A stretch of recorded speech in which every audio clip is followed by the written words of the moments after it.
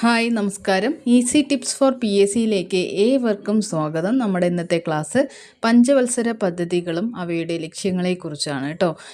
ഈ ഒരു ഭാഗം പഞ്ചവത്സര പദ്ധതി അതിനെക്കുറിച്ച് ഒരുപാട് തവണ എക്സാമുകൾക്ക് ചോദിക്കാറുണ്ട്, ഇപ്പോഴും ചോദിച്ചുകൊണ്ടിരിക്കുന്നുണ്ട്, ഇനിയുള്ള എക്സാമുകൾക്കും ചോദിക്കാൻ ചാൻസ് ഉള്ള ഒരു ഭാഗമാണ്.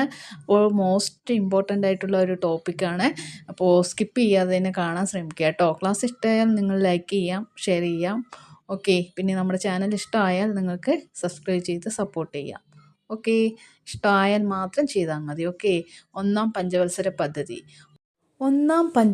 പദ്ധതിയുടെ കാലഘട്ടം എത്രയാണ്? 1951 മുതൽ 56 വരെയാണ് ഒന്നാം പഞ്ചവത്സര പദ്ധതിയുടെ കാലയളവ് കേട്ടോ.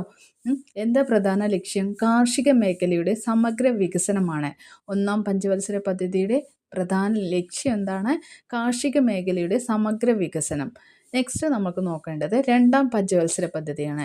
രണ്ടാം പഞ്ചവത്സര പദ്ധതിയുടെ കാലഘട്ടം 1956 മുതൽ 1961 വരെയാണ്. പ്രധാന ലക്ഷ്യം വ്യാവസായിക വികസനമാണ് അല്ലേ. വ്യാവസായിക വികസനം ഏത് പദ്ധതിയുമായി ബന്ധപ്പെട്ടിരിക്കുന്നു? രണ്ടാം പഞ്ചവത്സര പദ്ധതിയുമായി ബന്ധപ്പെട്ടിരിക്കുന്നു. നെക്സ്റ്റ് മൂന്നാം പഞ്ചവത്സര പദ്ധതി കാലയളവ് എപ്പോഴാണ്? 1961 മുതൽ 66 വരെയാണ്. എന്താ പ്രധാന ലക്ഷ്യം? ഭക്ഷ്യ സ്വയം പര്യാപ്തതയും പിന്നെ സമ്പദ്ഘടനയുടെ സ്വയം പര്യാപ്തത. അപ്പോൾ സ്വയം പര്യാപ്തത അല്ലെ, ഏതിൻ്റെയൊക്കെയാണ്? ഭക്ഷ്യത്തിൻ്റെയും സമ്പദ്ഘടനയുടെയും സ്വയം പര്യാപ്തതയാണ് മൂന്നാം പഞ്ചവത്സര പദ്ധതിയുടെ പ്രധാന ലക്ഷ്യം. ഓക്കെ, നെക്സ്റ്റ് നാലാം പഞ്ചവത്സര പദ്ധതി. നാലാം പഞ്ചവത്സര പദ്ധതിയുടെ കാലയളവ് എത്രയാ? 1969 മുതൽ 1974 കേട്ടോ. അതിനകത്തൊരു 74 ഉണ്ടല്ലോ. അപ്പോൾ നാലാം പഞ്ചവത്സര പദ്ധതി എപ്പോഴാണ് അവസാനിക്കുന്നത്? 74 ആലോചിക്കുക കേട്ടോ. അഞ്ചാമത്തെ പഞ്ചവത്സരം തുടങ്ങുന്നത് 1974 അത് ആലോചിക്കല്ലേ. ഓക്കെ, 4 കഴിഞ്ഞ 5 അങ്ങനെ ആലോചിച്ചാൽ മതി. അഞ്ചാം പഞ്ചവത്സര പദ്ധതി 4 1969 മുതൽ 1974 വരെയാണ്. ഓക്കെ, എന്താ പ്രധാന ലക്ഷ്യം? സ്ഥിരതയോടു കൂടിയ വളർച്ചയും സ്വാശ്രയത്വമാണ് നാലാം പഞ്ചവത്സര പദ്ധതിയുടെ പ്രധാന ലക്ഷ്യം. ഓക്കെ, നെക്സ്റ്റ് അഞ്ചാം പഞ്ചവത്സര പദ്ധതി 1974 ആണ്. 4 മുതൽ 1979 വരെയാണ് അഞ്ചാം പഞ്ചവത്സര പദ്ധതിയുടെ കാലയളവ്. പ്രധാന ലക്ഷ്യം ദാരിദ്ര്യ നിർമ്മാർജ്ജനമാണ് കേട്ടോ. ദാരിദ്ര്യ നിർമ്മാർജ്ജനം ഏത് പഞ്ചവത്സര പദ്ധതിയുടെ പ്രധാന ലക്ഷ്യമാണ്? അഞ്ചാം പഞ്ചവത്സര പദ്ധതിയുടെ പ്രധാന ലക്ഷ്യമാണ്. നെക്സ്റ്റ് ആറാം പഞ്ചവത്സര പദ്ധതി. ആറാം പഞ്ചവത്സര പദ്ധതിയുടെ കാലയളവ് 1980 മുതൽ 1985 വരെയാണ്. അതിൻ്റെ പ്രധാന ലക്ഷ്യം, ആറാം പഞ്ചവത്സര പദ്ധതിയുടെ പ്രധാന ലക്ഷ്യം എന്താ? കാർഷിക വ്യാവസായിക മേഖലകളുടെ അടിസ്ഥാന സൗകര്യങ്ങൾ മെച്ചപ്പെടുത്തലാണ് ആറാം പഞ്ചവത്സര പദ്ധതിയുടെ പ്രധാന ലക്ഷ്യം. ഓക്കെ, നെക്സ്റ്റ് ഏഴാം പഞ്ചവത്സര പദ്ധതി. ഏഴാം പഞ്ചവത്സര പദ്ധതിയുടെ കാലയളവ് 1985 മുതൽ 1990 വരെയാണ്.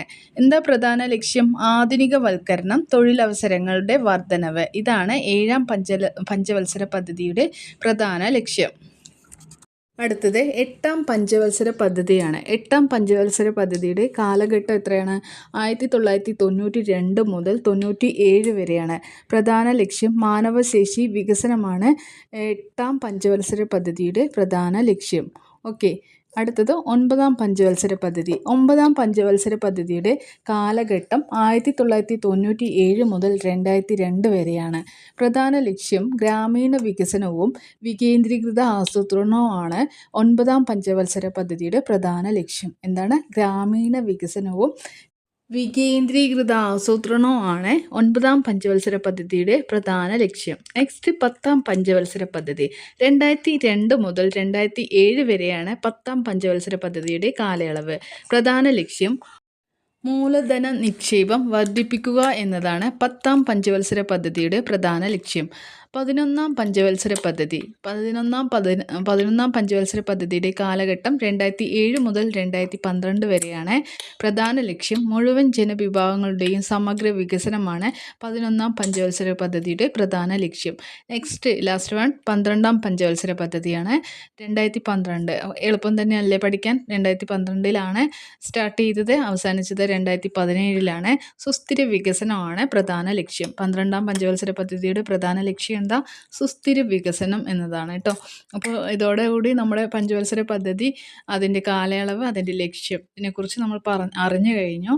ഓക്കെ, അപ്പോൾ ക്ലാസ് അവസാനിച്ചിരിക്കുകയാണ്. നിങ്ങൾക്ക് ക്ലാസ് ഇഷ്ടമായാൽ ലൈക്ക് ചെയ്യുക, ഷെയർ ചെയ്യുക. പിന്നെ മാത്രമല്ല, ഒരിക്കൽ കൂടി പറയുകയാണ്, നമ്മുടെ ചാനൽ ഇഷ്ടമായാൽ നിങ്ങൾക്ക് സബ്സ്ക്രൈബ് ചെയ്ത് സപ്പോർട്ട് ചെയ്യാം. Okay, thank